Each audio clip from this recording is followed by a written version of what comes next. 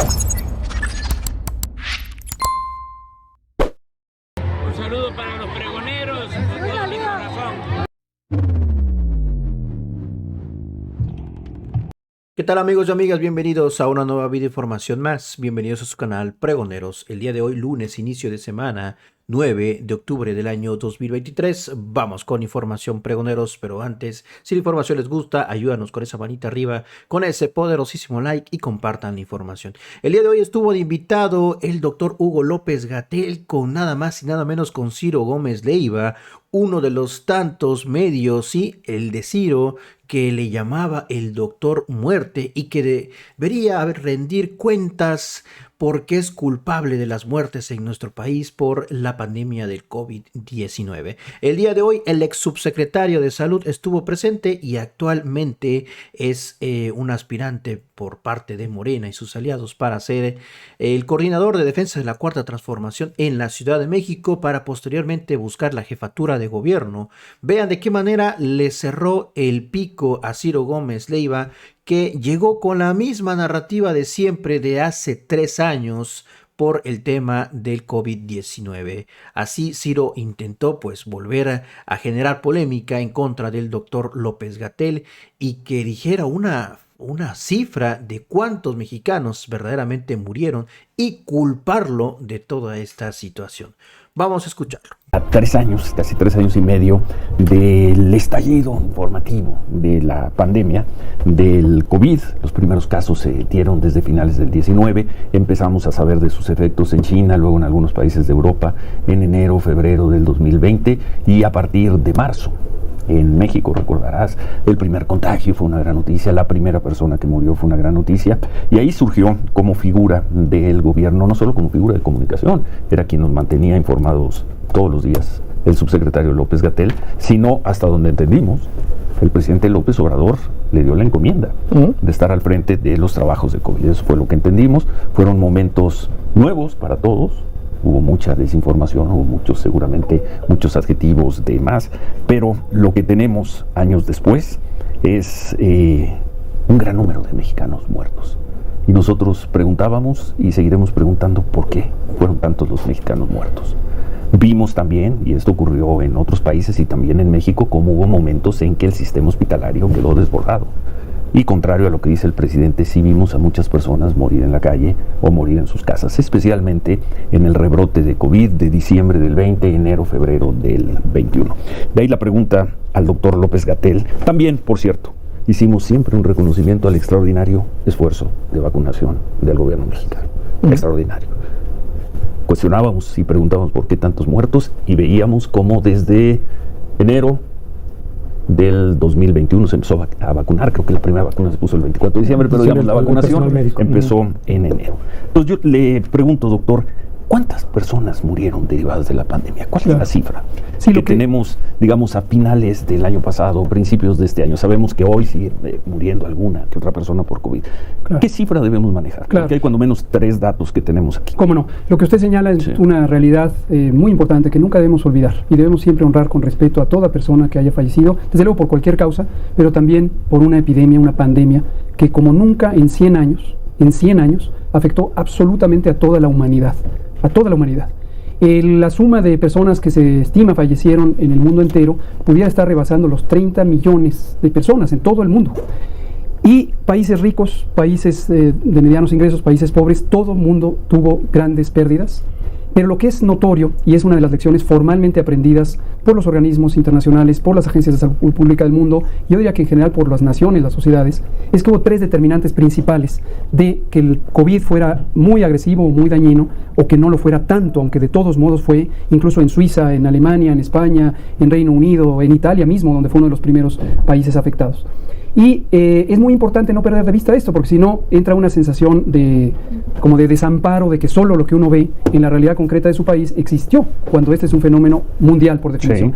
Pero como le comento, hay 3 lecciones aprendidas que nos deben llevar además a actuar para cambiar ese estado de cosas. La primera es que la desigualdad social la desigualdad socioeconómica, fue el principal determinante del daño por COVID. Por supuesto, hubo personas adineradas, personas con recursos que también sufrieron este problema, pero no hay duda que las personas con menor capacidad social y económica sufrieron más. Y México tiene una gran desigualdad todavía. Logramos en este gobierno que 5 millones de personas salieran de la pobreza, como no había ocurrido en 34 o 38 años, pero todavía hay mucho que hacer. Segundo. La segunda importantísima es el estado de salud de la población. Como se conoció científicamente desde el principio de la epidemia de COVID, las enfermedades crónicas, estamos hablando de diabetes, hipertensión, sobrepeso, obesidad y múltiples cánceres, que están asociados a la mala alimentación principalmente. La mitad de las muertes anuales en México desde hace casi 20 años son causadas por la mala alimentación. Y como dijimos y explicamos también muchas veces, la mala alimentación no es una decisión individual. Uno come lo que está disponible en el mercado, y el modelo de alimentación de México desde los años 80, usted lo dijo efectivamente está inundado de comida chatarra, bebida chatarra. Las diferencias. Hemos sido primeros lugares en estas enfermedades, en diabetes juvenil, etcétera. Pues la condición socioeconómica, el estado de salud previo, el estado de salud, y tercero, desde luego, la capacidad de respuesta del sistema de salud. Como bien dice usted, el sistema de salud vivió uno de los momentos de mayor estrés que pudo haber vivido en toda la historia, pero se conoce y está perfectamente documentado también científicamente. El sistema de salud mexicano fue avanzando en capacidad y cobertura con instituciones públicas hasta llegar a los años 80, concretamente 83, cuando empezó el sexenio de Miguel de la Madrid, y empezó un giro de 180 grados para desmantelar la parte pública e impulsar la parte privada. La parte privada, incluso hasta el Seguro Popular, que se suponía era la gran esperanza de incentivar el mercado privado, nunca logró atender la capacidad y sobre todo de las poblaciones precisamente más marginadas. Ahora, en esa situación nos tomó, en ese diagnóstico estado, usted sabe que hay otras interpretaciones también de personas especializadas que no coinciden con el suyo, pero sí, hay muchas visiones, pero personas murieron derivadas de la pandemia. En México ¿cuál es la cifra que diría usted? Sí, en México la mortalidad, siempre es muy importante no perder de vista que la mortalidad, para hacer una comparación entre poblaciones, tiene que considerarse con respecto al tamaño poblacional. México es una de las poblaciones más grandes del mundo, es la número 11, y evidentemente en donde hay más población hay más pérdidas de vidas. La mortalidad en México está en el lugar número 25. Pero personas, doctor, porque una muerte es una muerte. No, entendemos que por 100,000 habitantes, por 200,000 con país. ¿Cuántas personas murieron derivadas de la pandemia? En México, insisto, lo digo porque aquí en este medio y en varios otros se hizo un poco una consigna, me parece, lo digo respetuosamente, pero como una verdad construida a partir de datos parciales, que solo se enfocó en el número absoluto de personas fallecidas. Y como coincido con usted, no hay que pensar con una vida es suficiente. Una vida es demasiado. Así es, efectivamente. Y en México, si comparamos de manera técnicamente apropiada el impacto de COVID, estuvimos aproximadamente en el número 25 dentro de los países que tenemos estadísticas confiables. México, y voy al tema del número, fue de los pocos países de ingresos medios altos que hicimos un ejercicio riguroso, incluso antes de la Organización Mundial de la Salud, de estimar la mortalidad excesiva. Esto también lo hemos explicado y se ha prestado mucha desinformación. No es lo mismo la mortalidad directamente causada por COVID y la mortalidad documentada por COVID que la mortalidad en exceso. La afectación social... Lo comentamos, leímos su artículo de principio de este año en el Instituto de Salud Pública. Muchas gracias. Pero ¿cuántos murieron? ¿500,000? ¿700,000? De manera directa reconocible por COVID tuvimos 375,000 personas, y en los estudios de mortalidad en exceso tuvimos una mortalidad semejante, es decir, un aumento de mortalidad semejante a la que tuvo Inglaterra, España, Francia, Holanda. Para el caso de México es aproximadamente de 780,000 personas. Esa sería la cifra. Y también tuvimos... Aquí habría la cifra de registrados por ustedes, 375,000. Actas de defunción. Ese fue el ejercicio, precisamente. Pero usted nos está diciendo esta mañana que la cifra ya asociada a COVID sería de 700. Que hay que no olvidar. ¿Nos puede repetir nada más? Son los 75 millones de personas que padecimos COVID. No sé si usted lo padeció o usted. Yo sí padecí COVID. Yo sí padecí COVID. 75 millones de mexicanas y porque el Estado mexicano me dio una vacuna en marzo. Yo desafortunadamente enfermé en febrero y me tocaba por mi edad hasta julio, que fue cuando me vacuné, y entonces también tuve COVID igual que el presidente. La cifra de personas recuperadas por COVID fue 75 millones. Pero perdón, vamos a regresar, tenemos que hacer otro corte y regresamos con este tema, pero entonces nos quedamos con 700,000 personas. De mortalidad excesiva. Ahora, si se mezcla esto con la muerte directamente causada por COVID, entonces se está cometiendo un acto de falacia, de desinformación, y hay que tener mucho cuidado con ello. Vamos a una pausa y continuamos con el doctor. Continuamos esta conversación con el doctor Hugo López-Gatell. Usted deja una frase que supongo que la hizo con información que disponía, es una frase de junio-julio del 2020, donde hace un cálculo y dice: en el escenario catastrófico morirán 60,000 personas. Murieron mucho más, doctor. Sí, es muy interesante lo que dice. Usted era el hombre del COVID en México y habló de 60,000 personas. Estamos viendo que quizás esa cifra se fue 10 veces más, 5, 7, 10 veces más. ¿Cómo no? Sí. Déjeme ampliar un poco la perspectiva de la que está usted muy centrado al tema de la mortalidad, que obviamente es el daño más grande que se puede sufrir en la vida humana. Para recordarle que esa frase fue una construcción de los medios. Si usted ve el video donde expresé esa frase, estábamos hablando concretamente de las proyecciones que hicimos para calcular la ampliación de la infraestructura hospitalaria y pusimos una fecha muy clara que fue a junio de 2020 cuántas muertes habría. Tristemente hubo justamente esa cifra, alrededor de 62,000 muertes. Como coincido con usted, una es catastrófica, por supuesto. Muchas, miles, son más catastróficas. Pero es muy importante, lo digo con respeto, usted es comunicador y usted es un profesional de la comunicación. Cuando uno piensa en la ética médica, por ejemplo, o la ética de salud pública, uno tiene una serie de compromisos de honestidad con la población que nos escucha. Nosotros comunicamos 451 conferencias de prensa sobre COVID y todo está soportado en datos, todo está soportado en información y en una construcción científica. Donde hay incertidumbre, lo dijimos. Al inicio había una gran incertidumbre sobre muchos elementos, incluyendo qué tan agresivo podía ser COVID. Entonces lo digo con respeto, es muy importante. Yo sé que usted aprecia a su audiencia y quiere dar la información objetiva, pero es importante que se allegue de la información correcta, porque si no hay un eco. Esto es lo que la Organización Mundial de la Salud le llamó infodemia, que es esta distorsión de la información que se comporta como una epidemia. Ahora, regresando a las realidades del manejo de la epidemia de COVID, y le aprecio que agradezca públicamente el trabajo que hicimos todos, yo no diría que no solo el gobierno, el pueblo de México, de la vacunación. Sí. En la Ciudad de México tuvimos uno de los ejemplos emblemáticos de un buen trabajo del pueblo mismo, de respetar los tiempos, respetar los turnos, las edades a las que había que vacunar. Y aunque cada quien tiene una inquietud propia, y es legítima, cada quien quiere protegerse a sí mismo, es muy importante entender que vivimos en una sociedad donde caben o deben caber todas y todos. Relacionado con mi aspiración de coordinar la transformación en la Ciudad de México, es uno de los elementos centrales que estamos planteando, humanizar la ciudad. Y humanizar la ciudad para nosotros es incluir respetuosamente las necesidades de todas y todos y lograr tener los consensos, construir los consensos para una sociedad más justa y más incluyente. Pero hablando de eso, doctor, usted estuvo al frente de la Estrategia Nacional contra el COVID. Hasta donde entendemos, porque lo dijo varias veces el presidente. No sabemos cómo era su funcionamiento con el secretario de Salud, en fin, con el Seguro Social, pero usted era anunciado por el propio presidente como la cabeza de la estrategia de COVID. Hubo una catástrofe en donde perdió la vida 300, 500, 700,000 mexicanos. Yo aquí le preguntaría, ¿cuál es su entender de la ética del servicio público? Es una catástrofe, lo que pasó fue una catástrofe. Usted la más grande en 100 años. Y 2 años después, doctor, o 3 años después, usted sale a buscar el voto de la gente, un poco dándonos la impresión de decir, pues no pasó nada, eso ya pasó. ¿Usted cree que no pasó nada? No, por supuesto. Es la más grande catástrofe en 100 años, por favor. ¿Cómo vamos a, si nosotros llevamos en el mundo entero, mi pregunta es, ¿cuál es, en términos de ética del servicio público, usted no tiene cuentas que rendir? Ciro, me impresiona que usted, siendo un hombre inteligente, vuelva a una idea muy reducida, Ciro. Usted, a ver, personas muertas. Un virus, ¿o usted cree en estas teorías conspirativas de que se creó en un laboratorio? No. ¿Usted cree como Donald Trump que esto fue algo fabricado en China? No, por supuesto. Es muy importante que tengamos una visión racional, tantos Ciro. Mexicanos, doctor. Yo le estoy haciendo una pregunta. Ojalá no hubiera pandemias. Yo le estoy haciendo una pregunta. Mire, se lo digo como experto en salud pública. Tantos mexicanos, doctor. Se lo digo como experto en salud pública, se lo digo con respeto. Gracias. Yo sé que no todo el mundo está familiarizado con estos temas. Si a mí llega alguien y me habla de un tema de física aeroespacial, pues me va a costar mucho trabajo entender. Ahora, lo mejor que yo podría hacer, si es que quiero entender, es no cerrarme en una idea preconcebida.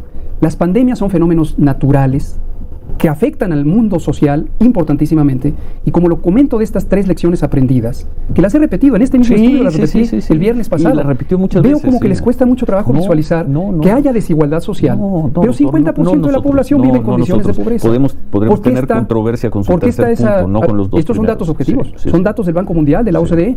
50% de la población mexicana ha vivido en pobreza, y esto es causado por un modelo económico que se han encargado en defender muchas personas, que hoy mismo que estamos haciendo transformaciones profundas para atender justicia social. Como le digo, un dato también objetivo, 5 millones de personas salieron de la pobreza en cuanto empezó a quitarse la corrupción, en cuanto se distribuyó el ingreso. Esas mismas cifras marcan que la falta de atención en salud también creció muchísimo. en el 2018 16.2 de personas carecían de servicios de salud, hoy 39.1. Con mucho gusto lo vuelvo a explicar, Ciro. De las mismas cifras. Ciro, le ayudo con mucho gusto a explicarlo nuevamente. Esta cifra que usted dice, y que es su propio medio, 10 de agosto, la prensa, el Reforma, que estoy viendo ahí como su lectura favorita, no, tiene... lectura bueno, porque está hasta arriba, ¿no? A lo mejor no es la favorita, a lo mejor ahí la pusieron por allá. Pero bueno, está bien, pero escúcheme. Nadie lo está agrediendo. No, yo tampoco lo agredo, pero le quisiera con todo aprecio. Mire, déjeme decirle sobre este tema que dice, la cobertura de salud. ¿Sí? Sí, por favor. Entonces usted tiene esta idea de que aumentó 30 millones. Yo no tengo la idea, yo leí el reporte de Coneval. De Coneval, se lo explico, porque a mí, ¿sabe quién me lo explicó? El expresidente de Coneval, Hernández Licona. No el presidente actual. No, antes de que, cuando empezó el sexenio, el presidente de Coneval, esto es algo que no he relatado al aire, si me lo permite, lo diré sintéticamente. El expresidente de Coneval, Gonzalo Hernández Licona, que era un amigo del Instituto Nacional de Salud Pública, un economista brillante, ciertamente con un enfoque ideológico muy centrado en el neoliberalismo. Y él lo que me dijo, en buen plan, lo que me dijo es, mira, si ustedes anuncian que desaparece el Seguro Popular, o desaparece administrativamente el Seguro Popular, la percepción pública de que ya no se tiene servicios de salud va a desaparecer, porque lo que se mide en la encuesta nacional de ingreso y gastos en los hogares, tanto como en el Censo Nacional de Población y Vivienda, es la apreciación que tienen las personas sobre qué les cubre. El Seguro Popular, y eso lo hemos explicado con palitos y bolitas, nunca fue un sistema de provisión de servicios de salud. Vaya, eso lo dice hasta el doctor Frank. No era hospitales del Seguro Popular, clínicas del Seguro Popular. El Seguro Popular no era más que una pagaduría. Piensen en una empresa privada de seguros, cualquier marca. Así.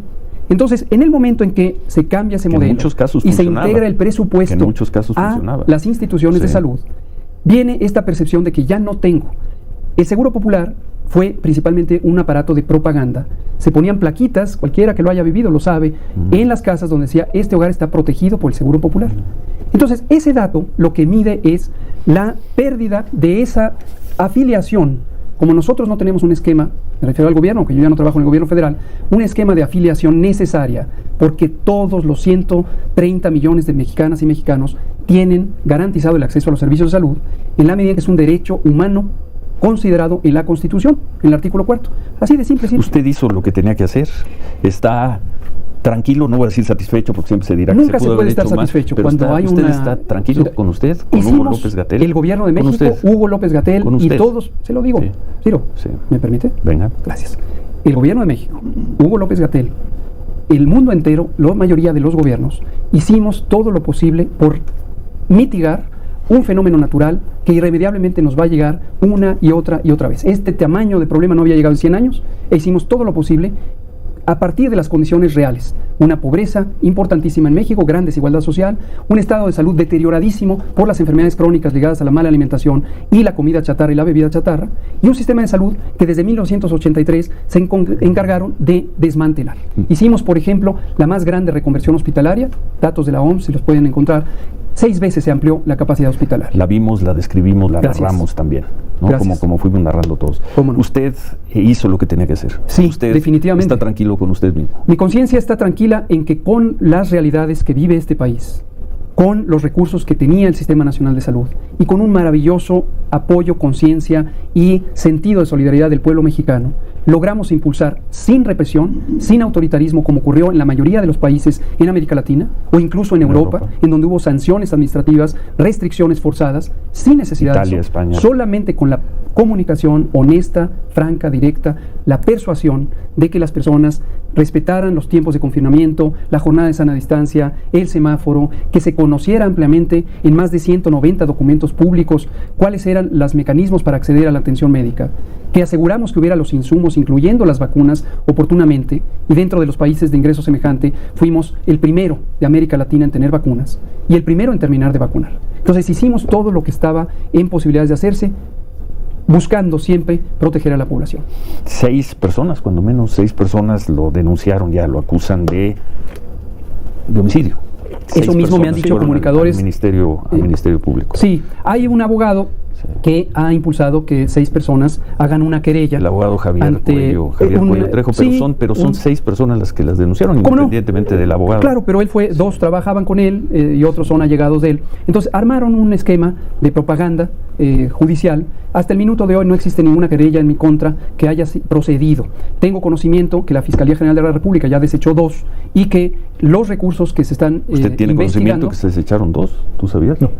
Supe que se habían desechado 2 y lo que supe es que hasta el minuto yo no tengo ningún citatorio porque es un asunto en donde se le pide a la Fiscalía que investigue si hubo acciones u omisiones que pudieran ser directamente lesivas de la vida de las personas. Bueno. Pero como le digo, y aquí estoy, se lo dije a su compañero comunicador aquí mismo el viernes pasado, a Pepe Cárdenas, claro. Yo estoy mirando de frente a la sociedad y estoy siempre rindiendo cuentas. Si lo hice por más de 450 conferencias, ¿por qué no lo seguiré haciendo? Es mi convicción, es mi ética y aquí estoy. A no todo mundo le va a gustar ese planteamiento, sí tenemos un apoyo y respaldo mayoritario a lo que hicimos, no solo a lo que estamos haciendo ahorita. Y la gente pide que uno siga trabajando por el bien del pueblo en los distintos foros que hoy corresponden. ¿Se lo pidieron a usted? ¿La gente se lo pidió a usted?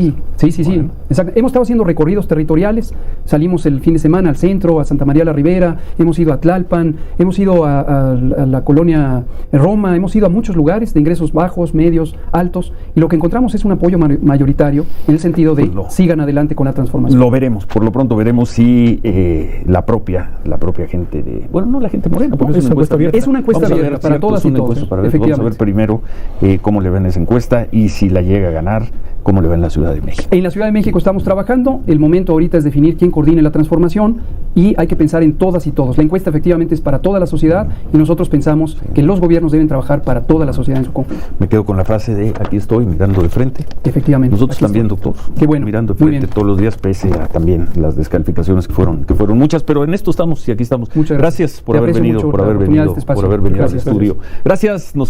Pues ahora lo tienen, mis estimados proneros, de manera elegante, con mucha paciencia ante los ataques de Ciro Gómez Leiva, pues le cerró la boca el doctor Hugo López-Gatell, que ahorita tiene pues esta aspiración completamente legítima, legal, para pues ser coordinador de defensa de la Cuarta Transformación en la Ciudad de México. Pero quieren revivir todos estos temas polémicos, toda esta narrativa que construyeron durante el COVID-19 buscando culpables.